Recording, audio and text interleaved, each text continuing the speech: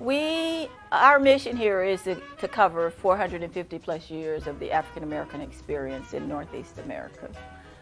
And so we tell a wide array of stories from early explorers, conquistadors, up through the Civil Rights Movement and beyond. That's Gail Phillips, the Executive Director of the Lincolnville Museum and Cultural Center, speaking on the mission of the venue. It's been a long minute since I was here. Well, things done changed. Oh, yes, quite a bit. Please break that down. So we have done some major overhauls of our exhibits since that time. As a matter of fact, the room that you're standing in, we call it our Crusaders Room, which covers a lot of history. Like I said, from early explorers, this goes up through pretty much some of the early Desert Storm, Desert Shield kind of stories.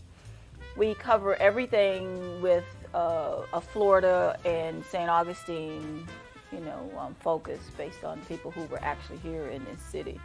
The other things that we've done is just redo the whole first floor in terms of how exhibits are presented, from little tiny 5x7 photographs to interpretive storyboards. We have some interactives. We have just an array of things that make the story easier for people to just get on a self-guided tour, as opposed to them having to have somebody walk them through and tell them what everything represents.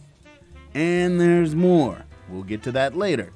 Kimberlyn Elliott is relatively new to the Lincolnville experience. She shares what appeals to her. The story here is really just very incredible. So I like to say at the museum we look at history on kind of 3 different levels. We talk about the school building, Excelsior School, since that's where the museum is housed.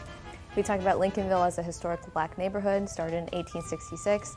And then we look at the national and international implications from the Spanish period all the way to the Civil Rights Movement. So anything that you want to talk about in St. Augustine's history, it intersects with the black history here. So you can pick any topic and find something to talk about and research, and that's what I like. Now, there's a very interesting concept people tend to take away with them when they leave the museum. Not all African American history starts with slavery.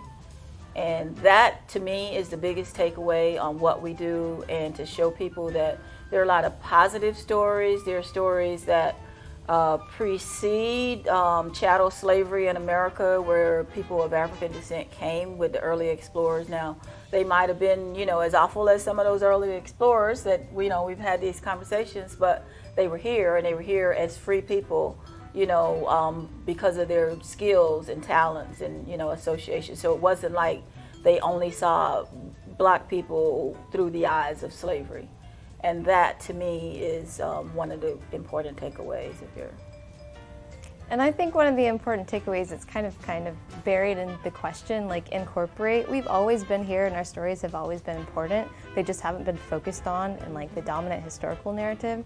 So it's past incorporation. It's inclusion. We've been here. You don't have to add anything in except listen to the people who have been telling this history and keeping it alive for years. Well, I'm actively listening, Kimberlyn. I'm Rance Adams for River City Live.